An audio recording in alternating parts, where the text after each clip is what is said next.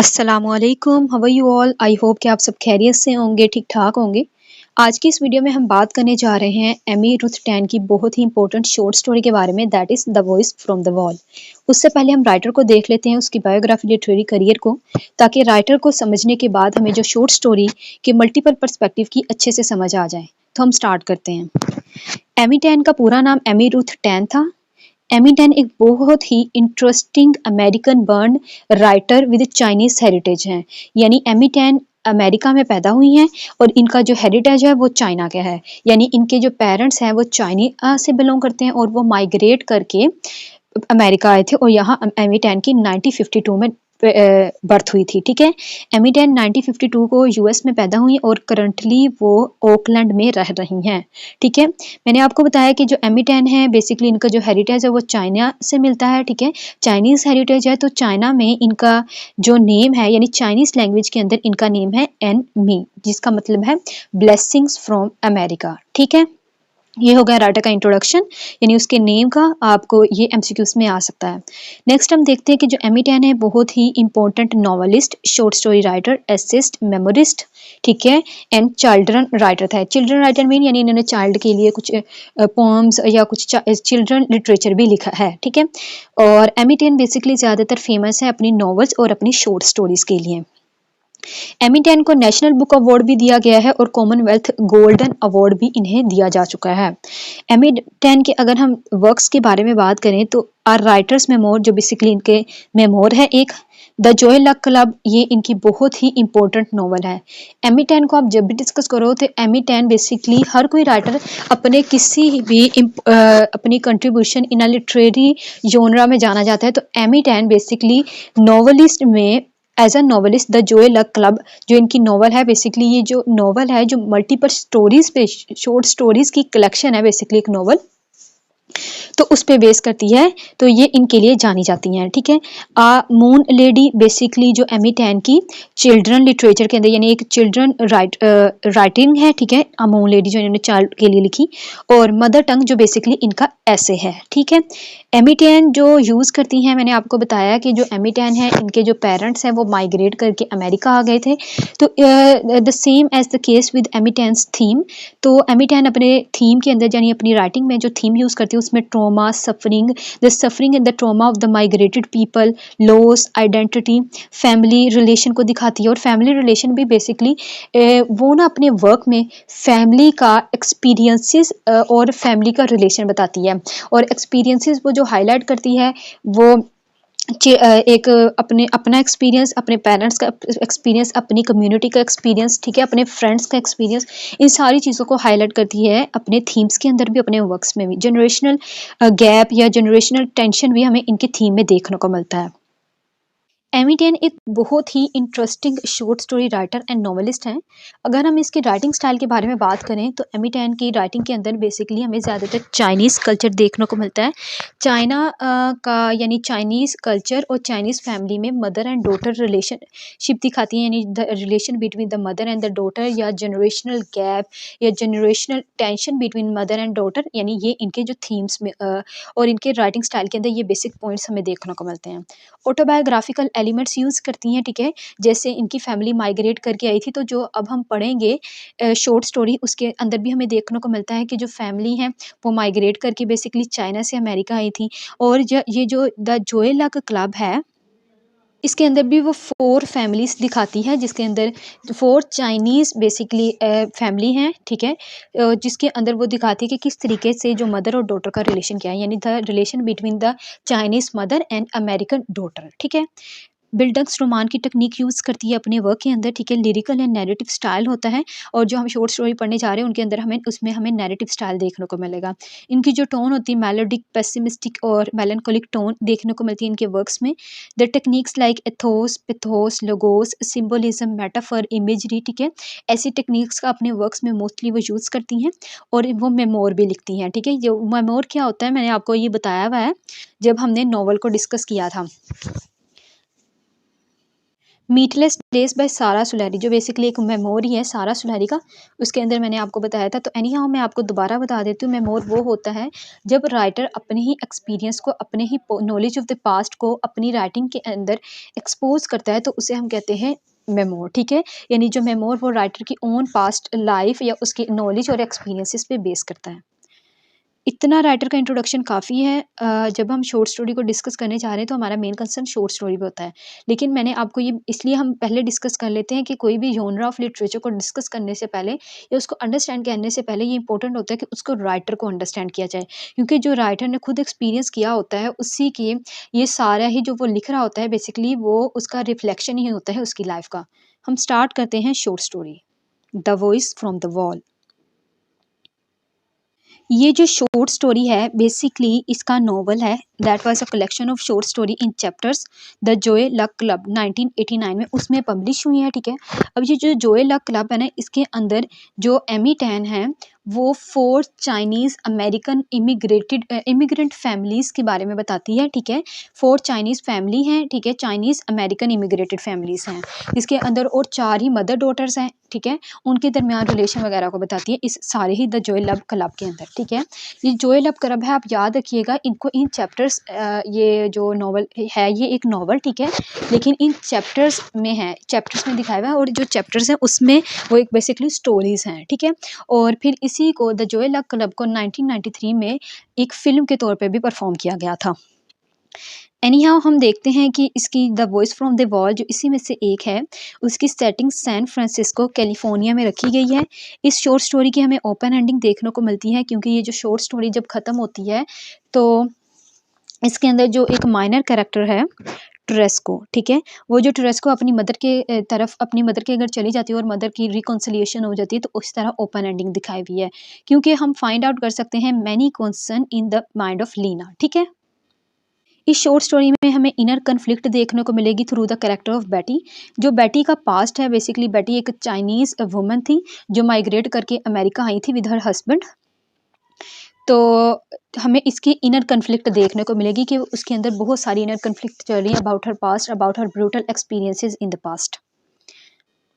इस short story में जो कैरेक्टर दिखाए हुए हैं, लीना का कैरेक्टर है जो डॉटर है बेटी की। ठीक है, बेटी और लीना ये मदर डॉटर हैं। फिर क्लिफोर्ड है जो बेटी का हस्बैंड है, यानी लीना का फादर।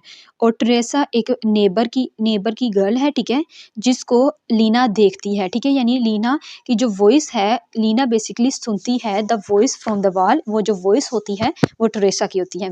अब और हेरोल्ड का कैरेक्टर दिखाया हुआ है जो एक बहुत माइनर सा कैरेक्टर है, इतना रोल इसमें कुछ भी नहीं है, बट ये है कि इसका रोल ये जो है लीना का हस्बैंड है। ठीक है, अब हम देखते हैं कि ये जो लीना है इस शॉर्ट स्टोरी की नरेटर भी है। ठीक है, ये लीना अमेरिका में पैदा होती हैं, एक मॉडर्निस्टिक व्यू होते हैं लीना के।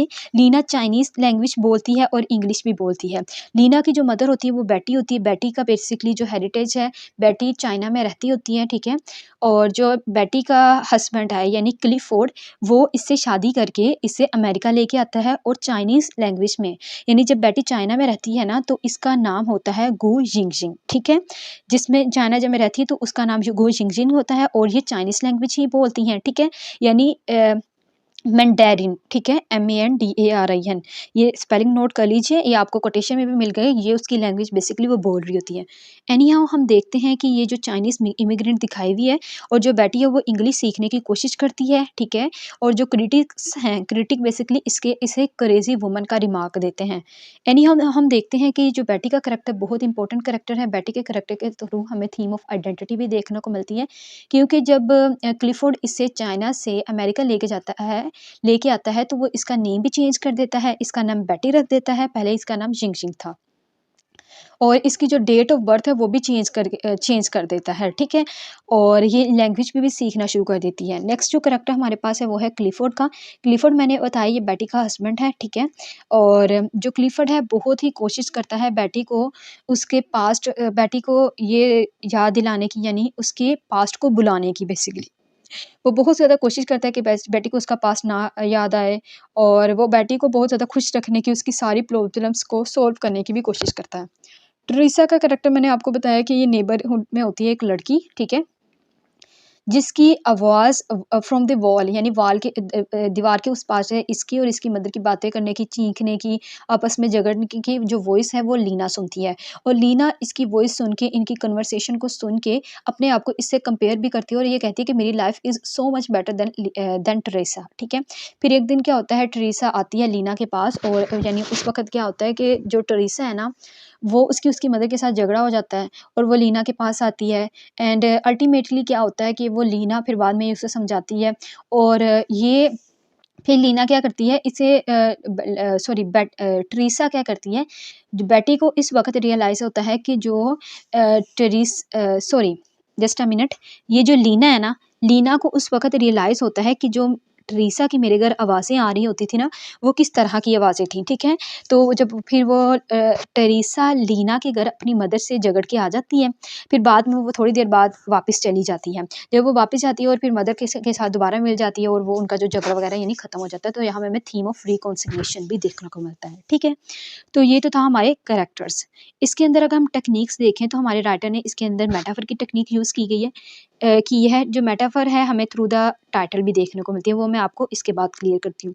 रिपिटिशन हमें दिखाई हुई है, एप्रोप्रिएशन का यूज़ किया गया है। एप्रोप्रिएशन क्या होती है? एप्रोप्रिएशन की टेक्निक बेसिकली हम पोस्ट कॉलोनियल थीम्स के अंदर या पोस्ट कॉलोनियल टर्म्स के अंदर हम एप्रोप्रिएशन को लेते हैं।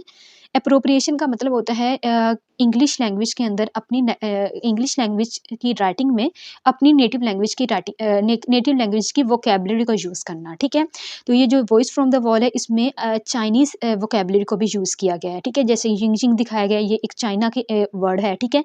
और बाकी जो बेटी के लिए कॉल्स आती हैं, लीना जिसे अटेंड करती हैं, तो वो भी चाइना में ही, चाइनीज़ लैंग्वेज में ही होती हैं। सिंबोलिज़्म इसके अंदर हमें देखने को मिलते हैं, वॉइस सिंबल है, वॉल सिंबल है और इसके अलावा बेटी का जो पास्ट वो भी हमारे पास सिंबॉलिक है and so on. Imaginative realism भी हमें इसके अंदर देखने को मिलता है। ये जो शॉर्ट स्टोरी है नैरेटिव स्टाइल में लिखी गई है, ठीक है? और ये जो सिंपल लैंग्वेज इंग्लिश लैंग्वेज में लिखी गई है by using the technique of appropriation. इसका जो बैकग्राउंड है, हमें चाइनीज़ माइग्रेशन का बैकग्राउंड हमें मिलता है। जैसे मैंने आपको बताया कि जो एमी टैन थी, वो खुद भी, उनकी जो फैमिली थी वो माइग्रेट करके अमेरिका आई थी, तो वो हमें बैकग्राउंड जो राइटर है वो दिखाती हैं। अब हम बात करते हैं इसके टाइटल सिग्निफिकेंस के बारे में।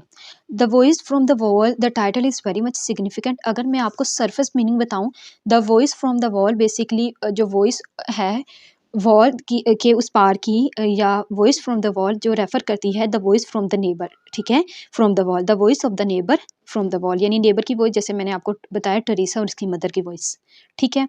अब हम देखते हैं इसका मेटाफोरिकल मीनिंग। अगर मैं इसका मेटाफोरिकल मीनिंग आपको बताऊँ, तो इसके 2 मेटाफोरिकल मीनिंग्स हो सकते हैं। पहले तो जो वॉइस है, अगर हम देखें metaphorical meaning according to the perspective of Lina, ठीक है? लीना के पॉइंट ऑफ व्यू से। तो जो वॉइस है basically the voice from the wall, ये रेफ़र करती है लीना की असम्पशन को और उसके रियलाइज़ेशन को। असम्पशन किस तरह के? लीना जब भी टेरेसा और इसकी मदर की वॉइस सुनती थी, तो वो कुछ ना कुछ सोचती थी कि वो किस तरह झगड़ते हैं, ये इसकी लाइफ़ के साथ कंपेयर करती थी इस तरह। और रियलाइज़ेशन किस तरह है कि जब टेरेसा लीना के घर आ जाती है और उसे सब पता लग जाता है और फिर वो रिकॉन्साइल हो जाती है टेरेसा अपनी मदर के साथ जाके, तो यहाँ हमें एक तो ये इसका सिंबल या हम इसका मीनिंग देखने को मिलता है, ठीक है? एक रियलाइज़ेशन और असम्पशन। जो दूसरा इसका मीनिंग है, हम देखते हैं बेटी के पॉइंट से। अब यहाँ के अगर हम देखें the voice from the wall, तो वो जो वॉइस है, इनर वॉइस हो सकती है बेटी की, ठीक है?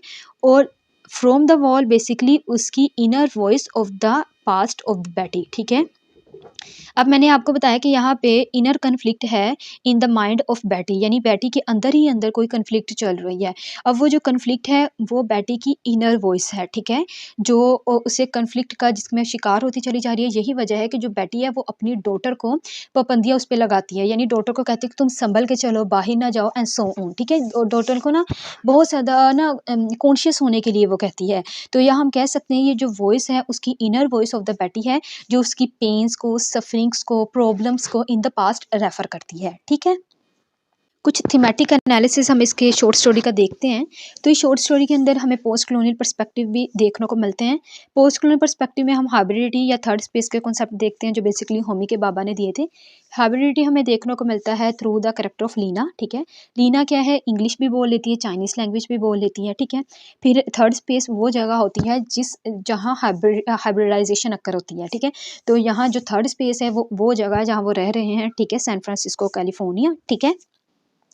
जनरेशन गैप या जनरेशन टेंशन हमें देखने को मिलती है थ्रू द चेंजिंग बिहेवियर, या हम कह सकते हैं through the different point of view between the mother and the daughter, ठीक है। यानी जनरेशन गैप जो लीना के पॉइंट ऑफ व्यू हैं that is totally different from the point of view of her mother, ठीक है। हमें आइडेंटिटी का थीम देखने को मिलता है, जैसे कि मैंने आपको बताया था।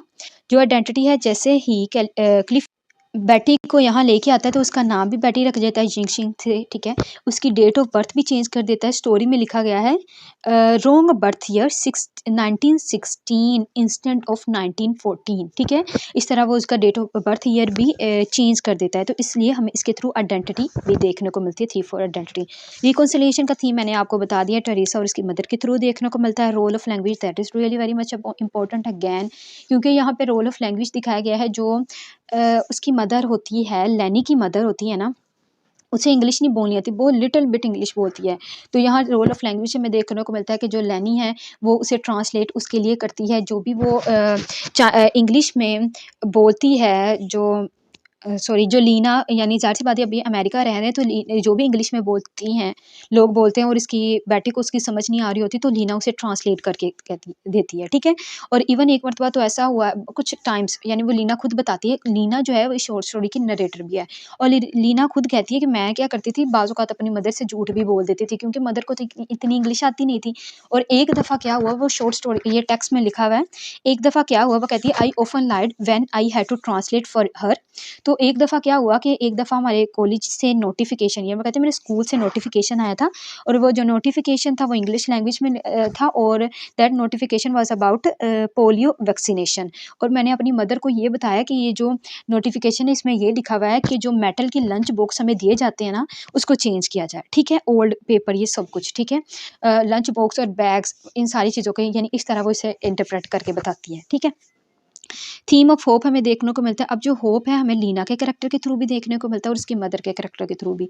जो लीना का कैरेक्टर है ना, वो बेसिकली लीना ये होप करती है कि हम यहाँ पे दिखाया गया है कि वो ओकलैंड से किसी और घर में शिफ्ट हो जाते हैं, और लीना ये होप करती है कि अब जब हम नए घर में शिफ्ट हो रहे हैं तो यहाँ हमारे जो ओल्ड फियर है ना, मैं होप करती हूँ, वो खुद कहती है I am very much hopeful that we will leave that this old fear to in the behind this Oakland, ठीक है। यानी इस अपने ही हाउस में, इसी हाउस में मैं अपना फियर ओल्ड छोड़ जाऊँगी, ठीक है। तो यहाँ मैं थीम ऑफ होप लीना के कैरेक्टर के थ्रू, अगर इसकी मदर के कैरेक्टर के थ्रू देखें, अब जो बेटी है, बेटी she was pregnant, she was going to have a baby. तो बेटी की भी उसकी, हम कह सकते हैं उसकी होप्स दिखाए हुए हैं इस शॉर्ट स्टोरी में, कि वो होप करती है, थोड़ा खुश हो जाती है एंड सो ऑन। और एट द सेम टाइम हमें यहाँ होपलेस भी देखने को मिलती है, होपलेसनेस का थीम भी देखने को मिलता है कि जो बेटी का बेबी होता है, न्यूली बॉर्न बेबी, वो डेथ हो जाती है, ठीक है उसकी। तो हम नेक्स्ट देखते हैं theme of migration through the character of बेटी। हम देखते हैं यहाँ पे फियर ऑफ द पास्ट है, जो fear of the past of बेटी हमें देखने को मिलता है कि जो बेटी का जो पास्ट है, basically it has been said that कि पास्ट में उसके बहुत ज़्यादा अच्छे एक्सपीरियंस नहीं रहे, चाइना में उसके अच्छे एक्सपीरियंस नहीं थे। और इसके अलावा someone has also try to seduce him, her basically seduce her. तो इसलिए वो यहाँ शॉर्ट स्टोरी में भी वो लिखती है, लीना नरेटर है, तो वो कहती है my mother never talked, basically told नहीं टॉक्ड है, my mother never talked about her life in China, but my father said he saved her from a terrible life there, ठीक है। बस यही है जिससे हम उसके horrible experiences of the past को फाइंड आउट कर सकते हैं, ठीक है। ये मेमोर भी है, ठीक है। ये एक मेमोर है। मेमोर किस तरह मैंने आपको बताया था कि जो एमी टाइम वो माइग्रेट करके भी आई थी, थोड़ी सी सफरिंग्स वगैरह भी थी एंड सो ऑन। तो इन सारी चीज़ों को वो हाईलाइट करती है इन वर्क्स के अंदर, अपने इस शॉर्ट स्टोरी के अंदर। नेक्स्ट हम देखते हैं ट्रेडिशन वर्सेस मॉडर्निज्म। ट्रेडिशन हमें देखने को मिलता है थ्रू द बैटी की बैटी की ट्रेडिशन वो पास्ट को फॉलो करती है एंड सो ऑन। और इसके अलावा जो मॉडर्निज्म बैटी के करेक्टर के थ्रू देखने को मिलता है, वो ना जो बैटी है वो अपने ही ट्रेडिशन ऑफ चाइना को लेके चलती है और वो किस तरह वहाँ पे डरती थी, इसी तरह अपनी डॉटर को भी यही कहती कि तुम संभाल के रहो, बाहर नहीं जाना, ये सब कुछ। जबकि जो उसके पॉइंट ऑफ व्यू है लीना के point of view that is totally different. ठीक है, तो इस तरह हमें यहाँ क्लैश देखने को मिलता है between the relationship between mother and daughter. ठीक है, और उसी के करेक्टर के थ्रू हमें मॉडर्न वर्सेस ट्रेडिशन का थीम भी देखने को मिलता है। लॉस दिखाया हुआ है, यानी उसके चाइल्ड की डेथ हो जाती है। ठीक है, मदर डॉटर रिलेशन भी मैंने आपको बताया, वो कंप्रीहेंशन या इंटरप्रिटेशन या ट्रांसलेशन भी हमें, जब लीना उसे ट्रांसलेट करके अपनी मदर को देती है और झूठ वगैरह बोलती है, तो सब कुछ हमें यही देखने को मिलता है। ठीक है, तो यहाँ पे इसके अलावा ये वीडियो बहुत ज़्यादा लंबी हो चुकी है। ठीक है, इन डिटेल डिस्कस करें हम किसी भी चीज़ को तो वो लंबी हो जाती है। एनी हाउ मैंने आपके लिए यहाँ पे कोटेशन भी लिखी थी, मैंने सोचा था कि कोटेशन आपको साथ साथ बता दूँ। ठीक है, किस पॉइंट के साथ कैसी है, वैसे तो मैंने आपको साथ साथ पढ़ के बता दी है। तो बाकी ये है कि आप इसका स्क्रीनशॉट ले सकते हो। अब मैं आपके लिए इसे नहीं पढ़ूंगी, क्योंकि जो जो पॉइंट्स मैंने बताने होते हैं वो यहाँ पे ये देखें इस तरह ना मैंने हाईलाइट कर दिए हैं। ठीक है, और जो थीम्स इससे रिलेट करते हैं वो मैंने आपको पहले ही इन डिटेल एक एक पॉइंट को समझा दिया। इसका स्क्रीनशॉट ले लीजिएगा, या अगर स्क्रीनशॉट नहीं लेना तो मैं अपने व्हाट्सएप चैनल का लिंक आपको डिस्क्रिप्शन बॉक्स में दे दूंगी, और मेरे व्हाट्सएप चैनल पर ये स्लाइड्स आपको मिल जाएंगी। ठीक है, तो इसके अलावा मैंने अपने व्हाट्सएप चैनल पर और भी बहुत सारी स्लाइड्स शेयर की हुई हैं, वो सारी स्लाइड्स जो मैंने यानी जिस पे मैंने वीडियो बनाई हुई है।